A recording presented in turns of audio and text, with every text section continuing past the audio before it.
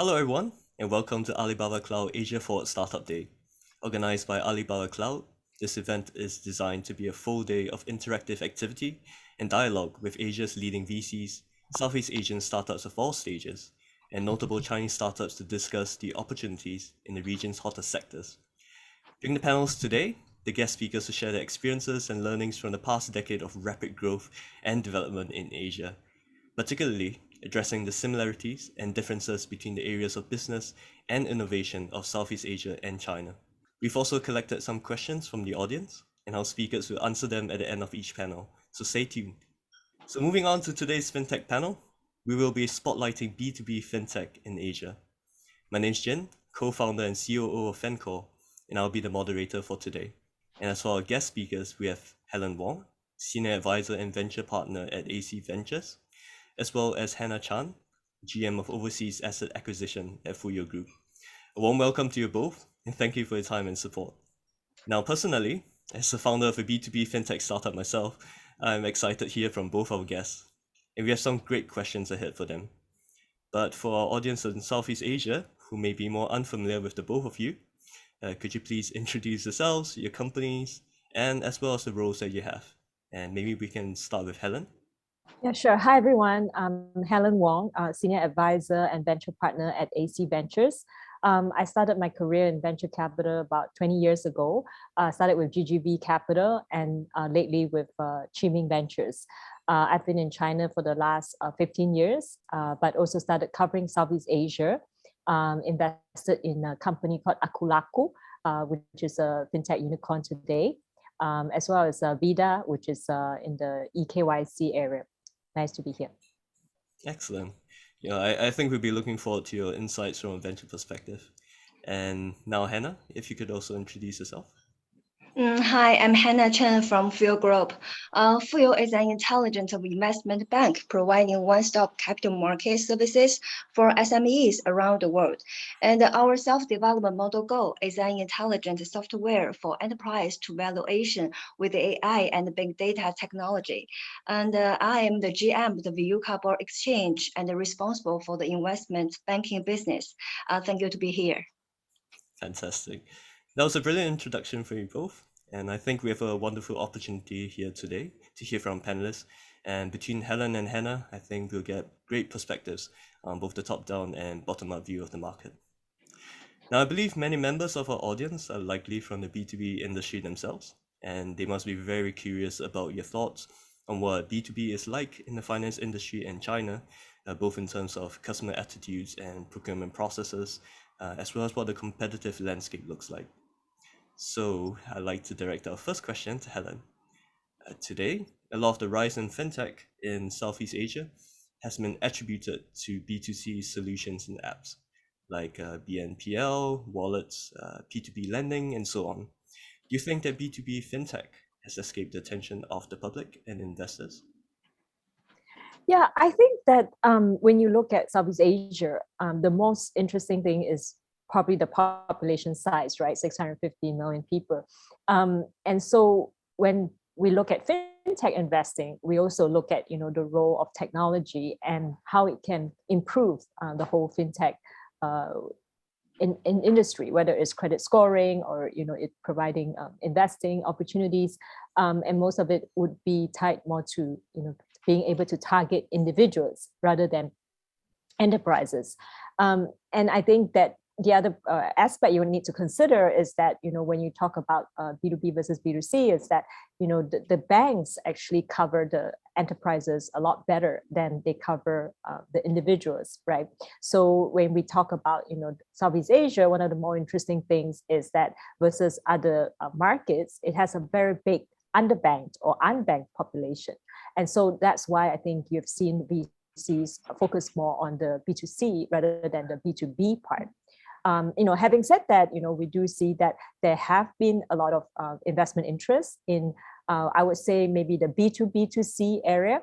And usually that involves like targeting maybe the micro SMEs, because we do see that there's a lot of micro SMEs in Southeast Asia. I think the number about 60 odd million of them just in Indonesia. And so through them, you can reach out maybe easier to the whole population in these parts of the world.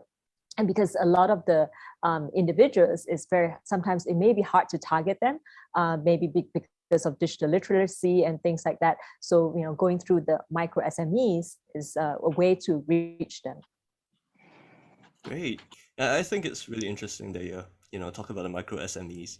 Now that public's attention is taken up by so many other things in the industry, and also that when we often think about financial services and technologies, there's a tendency mostly to think about some of the big players and not so much about some of the smaller companies that are around. So on that note, my next question is on Hannah. So we see this trend in Southeast Asia where there's a lot of reliance on the big players to provide services and value to the markets. So be it digital services that are dominated by the banks, or technology services provided by companies like Bloomberg and Refinitiv, or enterprise solutions that have players that have been around for decades. Is this the same in China? And do you see this trend shifting in both China and Southeast Asia? Yeah, in China, I think almost the same situation. The banks, securities firms, and the insurance companies are the main lions, the financial institutions, and the digital services are dominated by banks. It's the same.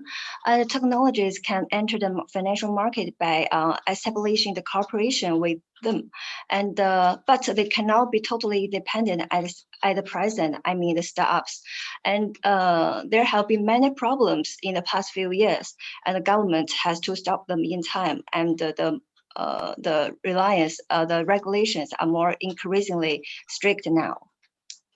I see. When you talk about some of the problems and that kind of reliance, could you elaborate a little bit more about this?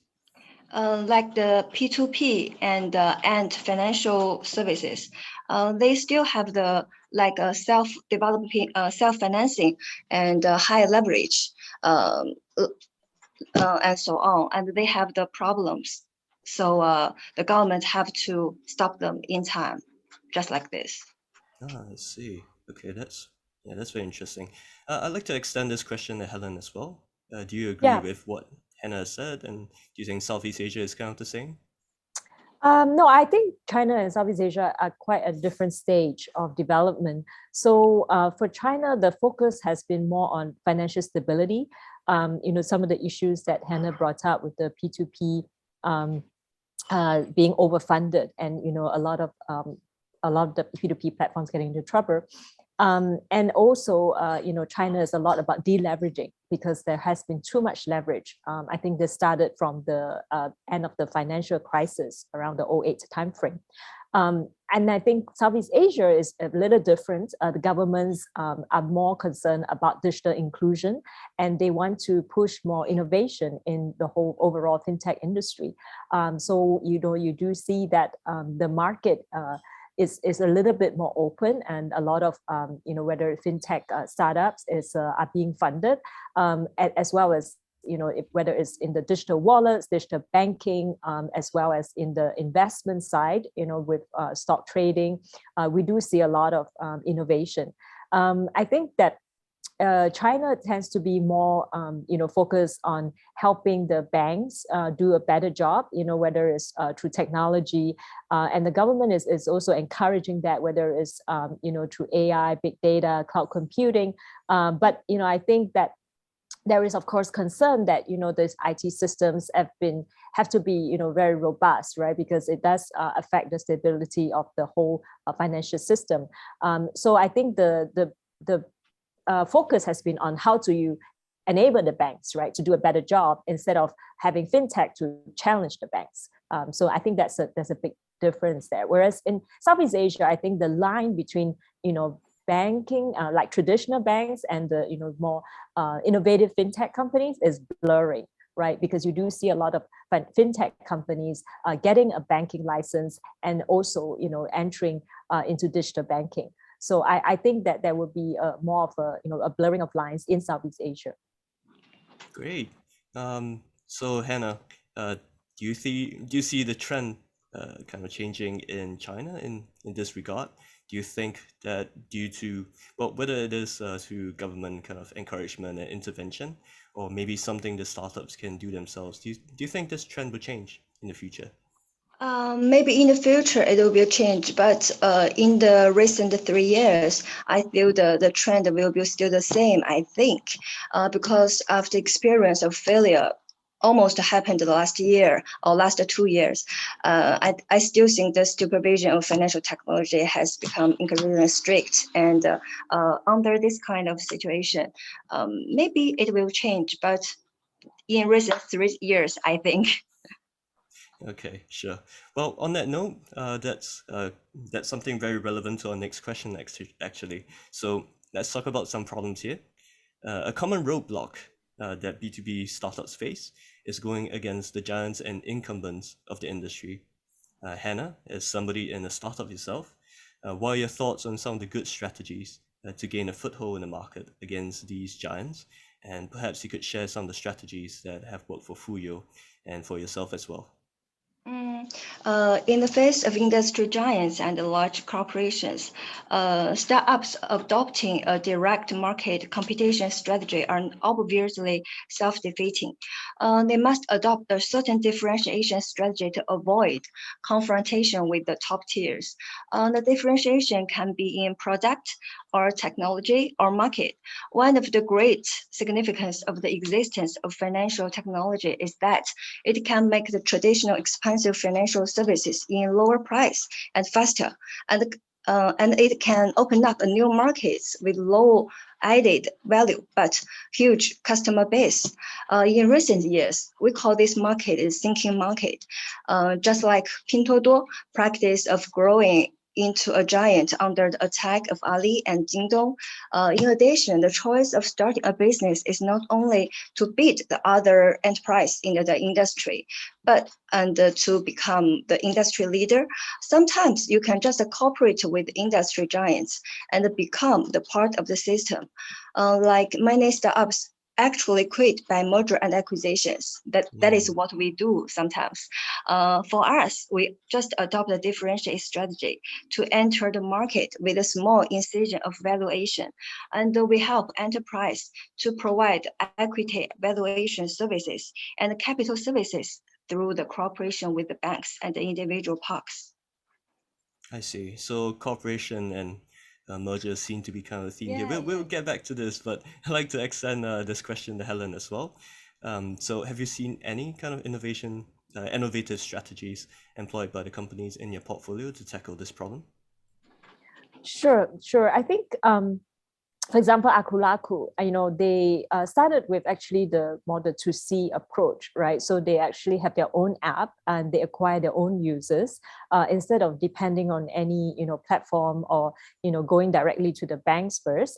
And then when they were very successful and, in this 2C area, then they started to target the 2B side. So today, they're also providing open banking solutions to other companies. And I think that is also one way you can think about, and sort of enhancing your solutions and building up the trust over time. Whereas we've seen other players, some they start with the 2B side, but it's very hard to, get sales traction.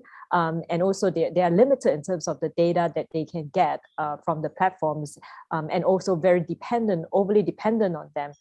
So I think that, maybe sometimes you can consider different strategies like the 2B and then, 2C and then 2B area. I think that could work. Okay, great stuff. Audience members, if you're not taking notes, well, you really should be. Our panelists are speaking from hard-earned experience and dropping some great advice right here. I'd like to just bring ourselves back to the point that Hannah was making about cooperation and exits by mergers.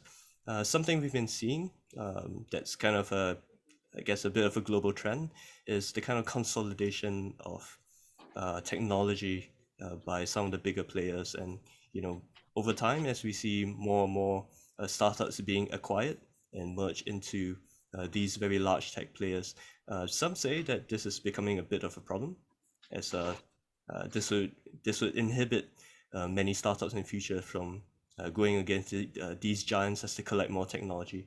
Do you think that this is an issue in China? Do you think that this is something that is a problem that will kind of alleviate itself as time goes by? Well, in China, there are indeed many obstacles to the cooperation with the large companies and the startups. But the main ones maybe not from the supervision. The most of China's large financial institutions are state-owned, and the most of state-owned enterprise require the higher scale and the qualification when they're choosing partners. So it is difficult for startups to meet the standards. However, some of the subsidiaries and all the branches of the large enterprises have the certain right to choose their own partners. Some small startups just that I know well are gradually expanding their product recognition through the cooperating with these kind of companies. Okay, I see. Okay, I'd like to bring up a couple of open discussion points instead about technology adoption and regulation. And so, Helen and Hannah, feel free to answer as you please. Okay, so as we all know, the finance industry is a highly regulated industry, and both fintech companies and their clients have to meet regulatory requirements. Some of these will include regulations around digital banking or technology risk management. So my first question is, do you think that current regulatory standards in Southeast Asia inhibit customers from working with a startup compared to China? So who wants to take a crack at this question first? Helen first. Yeah, I think as I mentioned earlier, I'm not sure that is the case because I do see that a lot of fintech companies have been raising a lot of funding, and we actually at AC Ventures we have some in our portfolio that are already unicorns, like Zendit. So I do think that Southeast Asia is still a pretty open market, but I think that you have to be careful when you talk about doing like a to B solution, right? Like targeting the banks, I guess. Are you going to affect the core business of the bank, right? We've seen startups that actually like they do maybe like search or credit scoring that really affects the core part of the banking process, and that the banks would be a bit apprehensive. But if you are doing something that is non-core, you're helping them to target maybe the unbanked, something that is new, and they can actually do a lot of regression analysis to make sure that they test the robustness of your alternative scoring system, and then they adopt it right after repeated testing, and then I think it is actually okay. And the other point I want to make is that I think like in Indonesia, I find that they have been regulating P2P from very early days, right? Whereas in China it was the opposite. It was actually very much the Wild Wild East, right? Before the government started regulating, and then the regulations really like caused the industry to shrink. So I think that maybe I hope that with Southeast Asia getting more sort of attuned to like more regulation early on would actually be better for the whole development of the industry. As well as now we see more and more digital banking companies doing quite well. So I think that on the whole, that Southeast Asia should do better. But I also think that at the end of the day, whether it's fintechs or the coming from the technology side or the banks coming more from the banking side, eventually the lines should be very blurred, right? So because the banks should adopt more technology and the fintechs should pay more attention to like capital adequacy and things like that could really help them to be more sustainable over the long term, and also to be more compliant with banking regulations. So I think over time that lines should be very blurred. That's a great answer. Hannah? I agree with Helen. Almost the same situation.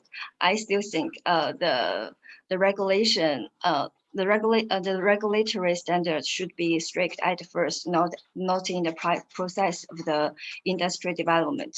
And since it can develop so into a giant market, it means that the market still have the needs to be met.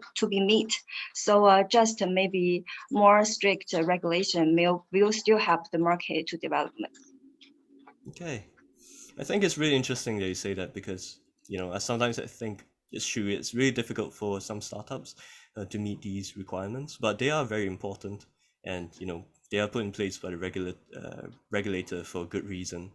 And so maybe a follow-up question to you both would be that given the tight resources that startups have, how do you think that startups can best prepare themselves to comply with regulations and still provide assurance to their customers?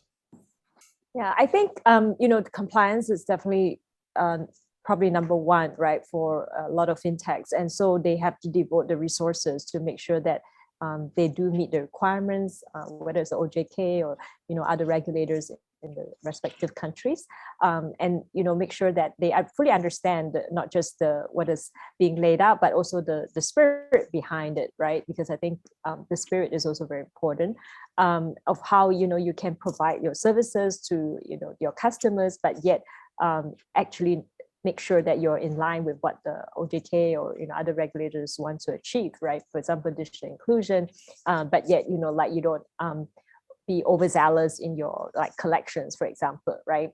I mean, that's one. So I think the other part is you could try to have really good case studies, start with maybe one customer, make sure that case study goes really well, and then establish the trust and slowly win over more and more customers. I've also seen another approach, which is instead of actually dismantling the systems, IT systems of the banks currently, there's also another way, which is like the RPA, where it's a robotic process automation software, where you actually use software robots to automate repetitive tasks, but you don't actually touch the old IT systems, right? So I think that is another way that would maybe help you to win over these traditional banks easier. So I think there are lots of ways that you can work, but you need to make sure that your solution really solves the pain points of your customers, at the same time not cause them too much risk. Okay, so it sounds like it's about building use cases and being a little less intrusive on your core systems at the beginning. Okay, Yeah. Anna, do you agree, or do you have Yeah.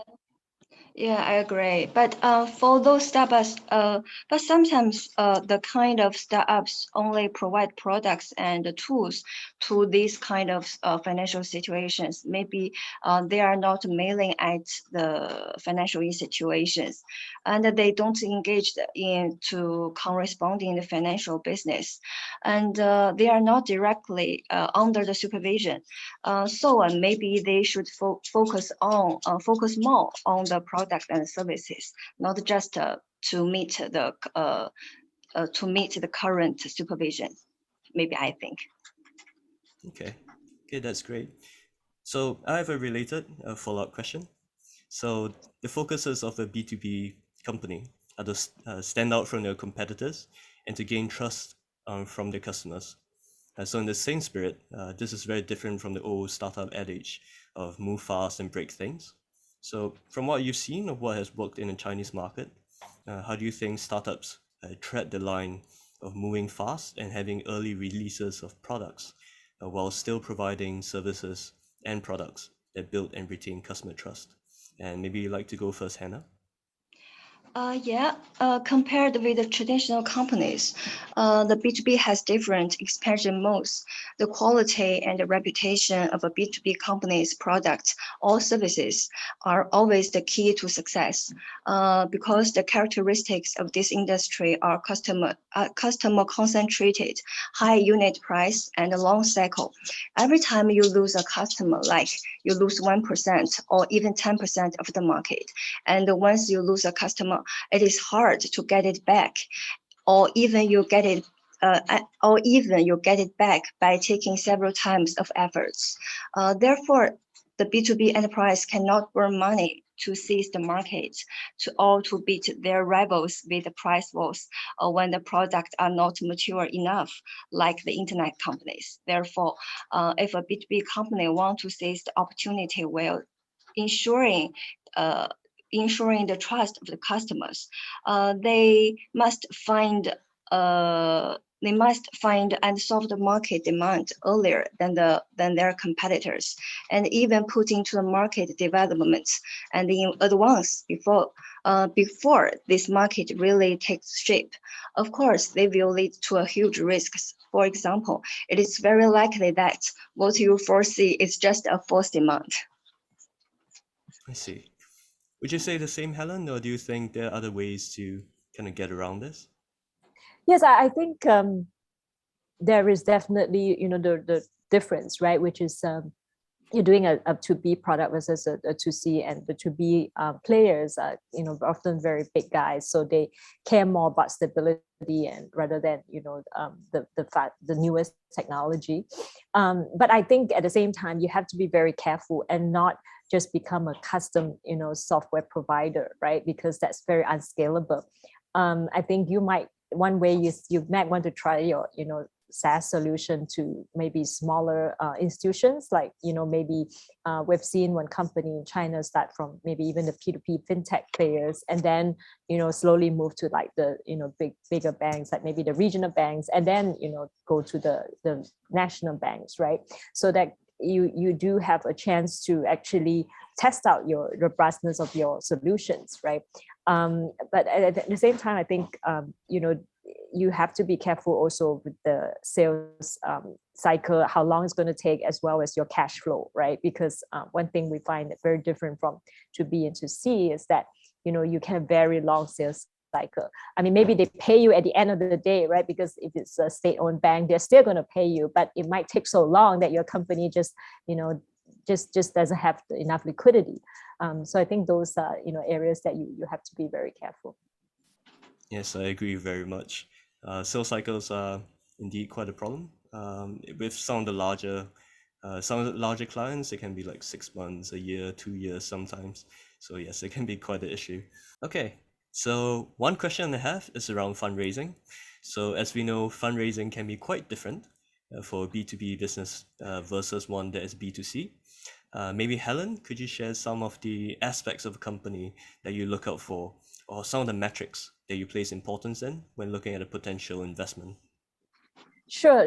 I think from a high level, we do look at, for example, LTV to CAC ratios, right? Which is across, both B2B and B2C.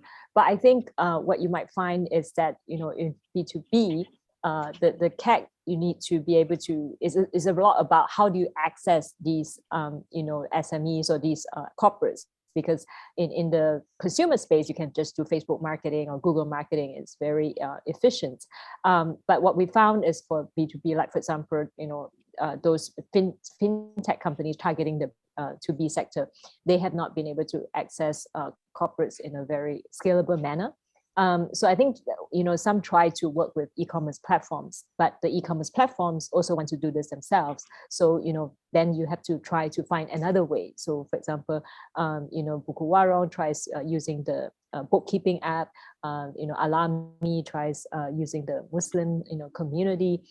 So as a way to reach these, micro SMEs. And then, for example, the other thing that we definitely look at is the LTV, right? And LTV, I think, would come into like retention rate would be very important to track. So you want to make sure that, these customers that you have are happy with your solution and they come back to subscribe, right? If it's a SaaS solution or if it's a lending solution that they come back to borrow. But then you also want to balance that with the churn rate, because like if you're targeting a lot of micro SMEs, they do maybe go bankrupt after a while. So I think for the micro SMEs, we might relax a bit on the churn rate, but we definitely want to see that they have a decent retention rate. And then of course, you can increase LTV by maybe cross-selling to other products. So that's, I think is still, a main matrix that we would look at. But then other than that, we would look at like things like the sales cycle. How long is it? Is it a few months? Is it, 6 months to close a deal? Is it going to be very difficult for you to maintain your liquidity because of the AR issue that we talked about? Is it very long AR cycle? So those are the key areas that we would also look at. Fantastic. So for any startup founders tuning in, those are some of the metrics you should be taking note of. Hannah, and for yourself, what do you think are some of the metrics or some of the things that you think are important to show an investor as well? Well, as an investor, to be, I will pay more attention to the products and the services, like how much cost can it be saved, or how much profit can it be increased for their customers. For example, when the function of a startup company's product is to save the cost, we should pay attention to the proportion of this business in customer costs, whether it can be replaced or not, or the percentage that it can save. When the function of a startup company's products is to increase profits, we should pay more attention to how many percentage of customers' profits can it be increased, just maybe in the 2 points. I love it. It's the other side of the coin, how much value you're bringing to your customers as well. I love the insights we're getting here, and this has been great, but we're getting towards the end of our time. And so we'd like to move on to a quick Q&A and take a look at some of the questions that our audience members have sent in. My first question is for Helen from Ubabu Mashai. What is the possible investor sentiment and future trends in China for ESG-based fintech products? Yeah, I think it's an interesting question because, like we just said earlier, right, there's not been so much innovation in fintech recently in China. But I think on the ESG side, there's been a lot of attention. So whether it's, environmental, where it is about zero carbon, being carbon neutral, there's been a big movement. And as well as about on the social side, there's a lot of discussion about common prosperity, right? But with regard to fintech, I think the key is still, make sure that it's everything is compliant. Like it's also only the licensed players that can, be very strong in fintech, and also about deleveraging, right? Making sure there's no asset bubbles and things like that. So I think related to ESG fintech, I'm not sure there is a lot of startups getting funded. Okay, so the next question we have is for Hannah. Can you share some of the common challenges that fintech companies face in China? Like challenges. Yes. Yeah. Okay. Maybe I think the challenges for the startups mainly have 2 points. The first of all, how to meet regulatory requirements, because the essence of the financial technology is to innovate, but the requirements of the supervision is to control risks and not allow excessive innovation. Secondly, maybe how to define the responsibilities, like how to define the responsibility of risk occurs in the process which is realized by financial technology, or whether to blame the financial institutions that use this kind of technology or the ones that created this kind of technology. Maybe I think only the 2 challenges, maybe more. I'd like to hear the advices from Helen.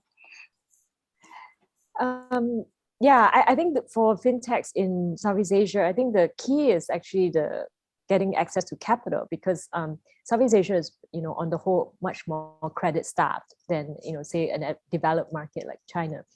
And so I think that's why you see the movement towards digital banks, right? Because getting the deposits from the average user is actually the lowest cost of capital.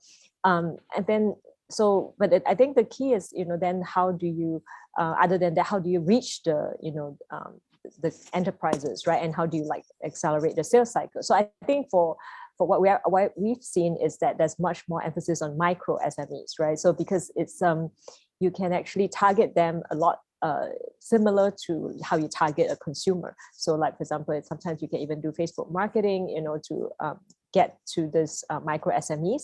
And then, of course, you can work with AC Ventures portfolio companies like Buku Warong, which has a bookkeeping app, and that helps, the micro SMEs to keep track of credit.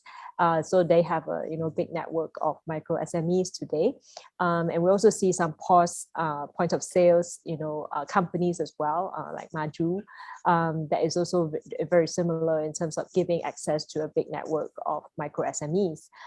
So I think those are some of the ways you can get around the challenge of how do you gain access. But the credit side is maybe you have to solve by getting a digital bank license.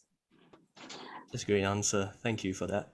So our last question is for both speakers. What is your forecast for fintech after COVID? So who wants to take this question first? Sure, I can take it. I think there's definitely been a big shift in consumer behavior, right? During COVID and after COVID, I think that's shift is going to be permanent. So you see that in digital payments, that's the GTV has grown tremendously over this time. And also I think that, you see more and more people being comfortable with digital lending. As well as the digital banks. And today you don't have to go into a banking branch to open a bank account. I mean, that's really quite amazing, given you're basically leveraging technology to do that. And also on the investing side, I mean, we've seen, one of our portfolio companies, Stockbit, has definitely seen a lot of increase in demand on its unit trust, as well as the stock trading. I think that trend is also you've seen in the overseas markets like Robinhood in the US. So that trend is also going to continue. And we haven't even talked about, crypto, right, which has also been very popular, especially among very young investors in the region. Great. Hannah? Yeah. Do you have any thoughts to add? Yeah, I think after COVID, fintech, I think there will be two trends. First, the technologies such as contactless control, telecommuting, and big data tracking, which were widely used during the epidemic in China, will become more mature and included in the category of financial technology. Secondly, the epidemic has led to a large number of small company bankruptcy and the capital chain difficulties and personal bankruptcy, high leverage and debt of default, which need to be solved by the financial instruments.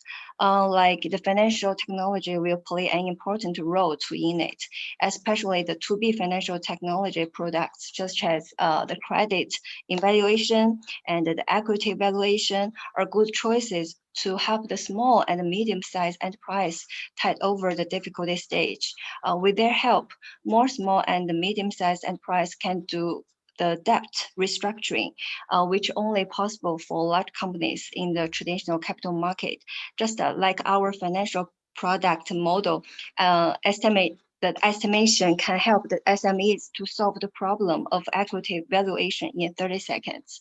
That is the model goal. What we do, yes. Okay. Yeah, I love the answers you're getting here. It looks like there's a lot of room for fintech, like once COVID is over. But that's all the time we have for today's fintech panel. Unfortunately, I would love to hear more, but yeah, that's all the time we have. So thank you again to our speakers for joining us today, and to our audience for taking time out to tune in as well. I hope you took away something from this discussion, and we hope you stick around for the rest of today's activities. And if not, we hope to see you again. Goodbye. Bye. Thank you. Thank you. Thank you.